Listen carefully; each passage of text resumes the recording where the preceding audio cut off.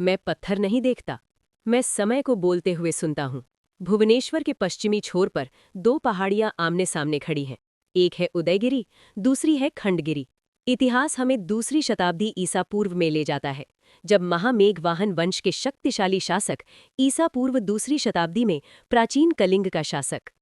इतिहास उन्हें एक योद्धा, निर्माता और धर्म रक्षक के रूप में याद करता है। खारवेल केवल विजेता नहीं थे, वे जैनिज्म के गृहस्थ संरक्षक थे। उन्होंने जैन मुनियों के लिए गुफाएं बनवाईं, ध्यान और तपस्या के लिए खंडगिरी उदयगिरी को आध्यात्मिक केंद्र बनाया। जैन संघ को राजकीय संरक्षण और सम्मान दिया। राजा खारवेल ने इन पहाड़ियों को जैन मुनियों के निवास के रूप में विकसित कराया। उदयगिरी की सबसे प्रसिद्ध गुफा हाथी गुम्फा एक शिलालेख संभाले हुए है, जो राजा खारवेल के युद्धों, दान और धर्म संरक्षण की कहानी कहता है। इतिहासकारों के अनुसार ये शिलालेख भारत के सबसे महत्वपूर्ण प्राचीन ऐतिहासिक अभिलेखों में से एक है। कुल मिलाकर 33 से अधिक गुफाएं, जहां जैन साधु ध्यान, तपस्या और अध्ययन में लीन रहते थे।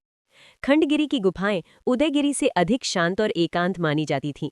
यही कारण है कि इसे तपस्या की भूमि कहा गया। ये गुफाएं महल नहीं थीं, ये मौन की पाठशालाएं थीं। हर साल कदम कदम पर रंग, राग और नाटक उभरते हैं। यात्रा दल मंच पर आते हैं, लोक कथाएं जी उठती हैं और हंसी आंसू साथ हैं।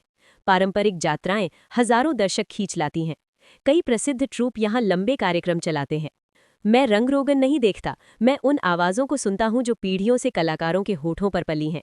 यात्रा, नाट्य, गीत और लोक नृत्य जनता की कहानी बताती है।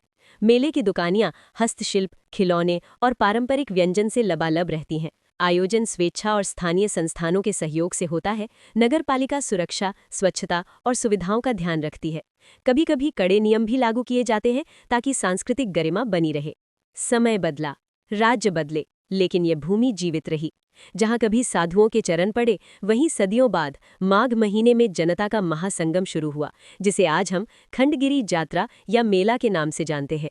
ये मेला धार्मिक स्नान, लोकनाट्य, व्यापार और संस्कृति का साझा उत्सव बन गया।